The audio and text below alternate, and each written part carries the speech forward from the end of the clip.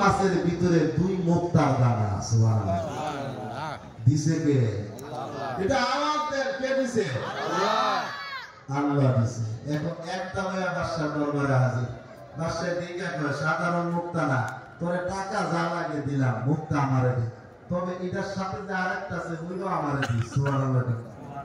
এবার 2 মুক্তা বাদশারে দিছে। বাদশাহের সম্পত্তিও লেখা দিছে, আরো টাকা পয়সা দিয়া বিরা দিছে বাবার খেদমতের কারণে। সুবহানাল্লাহ। বাবার খেদমত করা দরকার আছে না? অনেকে চিন্তা করে বাবা পুরুষ মানুষ, এর খেদমত আবার কি দরকার? খালি মায়ের খেদমত, মায়ের খেদমত। মায়ের খেদমত তো করে না, মায়ের নাও করে না। অনেক বিবিরা বলে, আমি কি তোমার মায়ের চাকর, আমি কি তোমার বাবার চাকর, বলে কি বলে না? অনেক জায়গা আছে, অভাব নাই। এমন ব্যবহার করা যাবে না। একটা ঘটনা বললে বুঝে আসবে। মার সাথে বেয়াদবি করতে দেরি দুনিয়াতে তা অদপত। শেখ শিবলি নোমানি, খেয়াল রাখবেন, শেখ শিবলি নোমানি তিনি এক ঘটনা বর্ণনা করছেন। হজে গেছেন তো, হজে যাওয়ার পর, খেয়াল করে শুনবেন, হজে যাওয়ার পর দেখে এক যুবক তওয়াফ করা শেষ হইলে বাইতুল মাকামে ইব্রাহিমের পাশে 2 রাকাত নামাজ পড়া হয়, সেখানে দোয়া করলে আল্লাহ কবুল করেছে। সুবহানাল্লাহ। শায়েখ নোমান শিবলি নোমানি রাহমাতুল্লাহ আলাইহি বলেন, ওই যুবকটারে আমি প্রত্যেক বছর গিয়া দেখি মাকামে ইব্রাহিমের পাশে খালি দোয়া করে আর কান্না করে। আচ্ছা, একটা মানুষকে যদি প্রত্যেক বছর দেখে, একটা প্রশ্ন দেখে না, এই ছেলেটা প্রত্যেক বছর এই জায়গা দাঁড়ায় দাঁড়ায় কান্না করে আর দোয়া করে। ঘটনা নোমান, শেখ নোমান শিবলি রাহমাতুল্লাহ আলাইহি, বাবা ও যুবক, তুমি এই জায়গায় দাঁড়ায় দাঁড়ায় কান্না করো, দোয়া করো, ঘটনা আপনার কাছে কোনো লাভ নাই। কয় কেন? কোনো লাভ নাই, অনেক বছর ধরে আমি দোয়া করি, আপনার কাছে কইলে কি হইব? তো আল্লাহর ওই মানুষ তো, তাদের তো কাজ খোলা থাকে। জোরে বল, ঠিক কি না? আল্লাহ বলা যারা বাস্তব, যারা আল্লাহ বলা, তাদের কাজ খোলা। বজরের জিন্দাগান বর জমিবদ বাবাতেন মসজিদ শারশে মরিব। আল্লাহ বলা দেখতে দেখা যায় নামাজে সিজদা দেয়, আসলে যায় নামাজে না, এতে সিজদা করে আরশে আজিম। সুবহানাল্লাহ।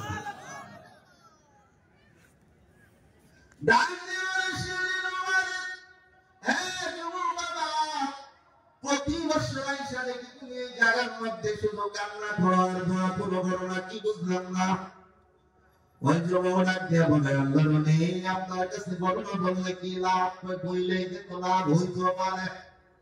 এবার যুবক কেমন করে বলে, ও আল্লাহর নবী, ঘটনা হলো আমরা খুব গরিব মানুষ ছিলাম।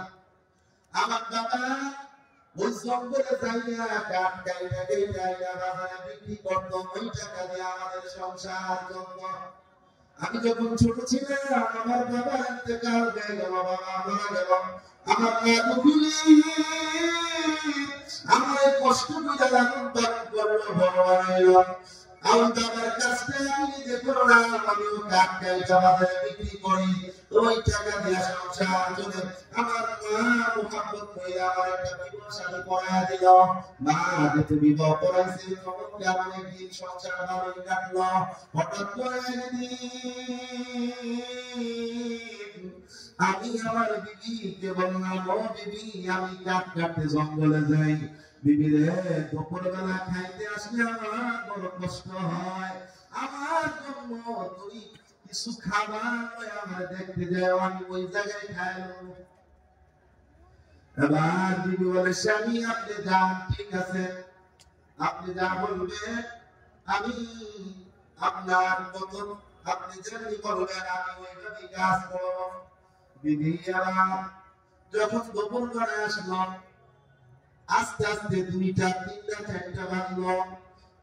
শেখ শিবলি নোমানের যুবক ঘটনা বলে, আমি তাকে দিকে আমার বিবির কোনো খবর নাই, আমার স্ত্রী আমার জন্য খাবার নিয়ে আসে না, ক্ষুধার যন্ত্রণা আমি সহ্য করতে পারি না।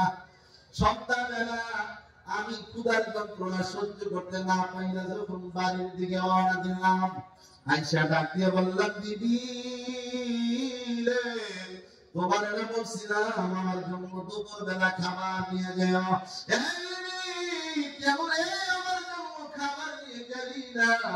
আমার কি কষ্ট হয় না এতক্ষণ পর্যন্ত আমি থাকতে পারি না রে বিবি? ঘটনা কি? এবার বিবি কান্না করে আমার স্বামী গো, আমি কেমন করে তোমার দরবারে খাবার নিয়ে যাব? তোমার মা তোমার কিছু দেয় না, রান্না করতে পারি নাই, নিতেও পারি নাই। স্বামীর মেজাজ গরম। এই যুবক বয়সের শিখলি গোলামি, এই কথা শুনে আমার মেজাজ গরম হয়ে গেছে। আমার মা কেমন চাল দেয় না, ডাল দেয় না, তেল দেয় না। আমি কোনো কিছু দিক দিশা না পাই, আমার মায়ের উপর মেজাজ গরম। আমার মা তার তালাশ করতে লাগলাম, মার একটা উচিত শিক্ষা দিতে হইব। নাউযুবিল্লাহ। সন্তান বিবি সাহেবের কথা শুনে বিবি তার মেজাজ গরম করে দিচ্ছে। স্ত্রী কথাটা পূর্ণভাবে বলতে পারত, ঠিক কিনা? কিন্তু যখন মেজাজ গরম বানায় দিচ্ছে, আগুনের কলিজার টুকরায় গরুর কাছে কান্না করার বলে মশাই শিখলে নবানি। আমার স্ত্রীর কাছ থেকে কথা শুনে আমার মারে আমি তালাশ করতে লাগলাম। শীতের দিন আমি গিয়া দেখি আমার মা শীতের মধ্যে লাকড়ি ধরায়, লাকড়ির মধ্যে আগুন লাগা আগুন পোহাইতেছে। লাকড়ির মধ্যে দাও দাও করে আগুন জ্বলতেছে, আগুন পোহাইতেছে। আমি মারে আমি কিছু বলি নাই, না বলিয়া মেজাজটা আমার এত খারাপ।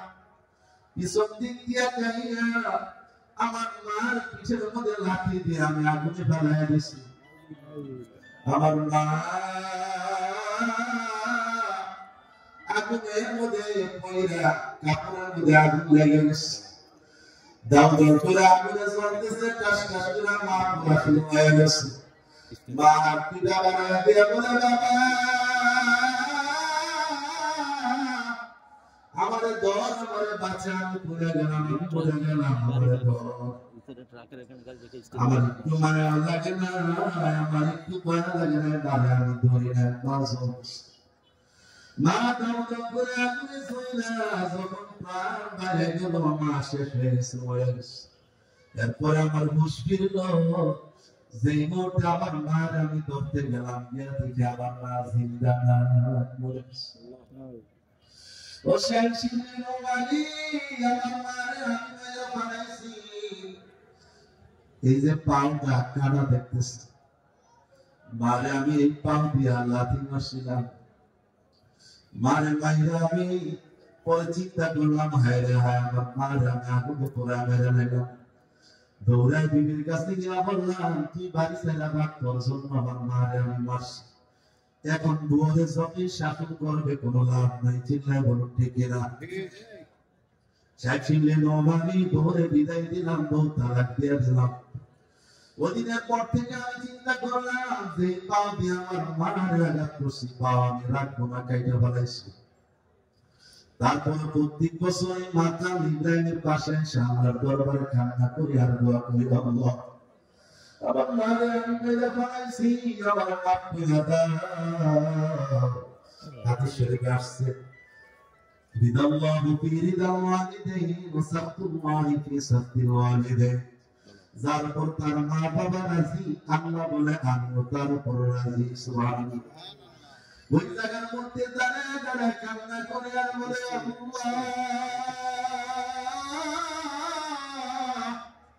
আমার মারে যে তুমি মারছি, তুমি আমার বাপ মা দিলে মাফ হবে না।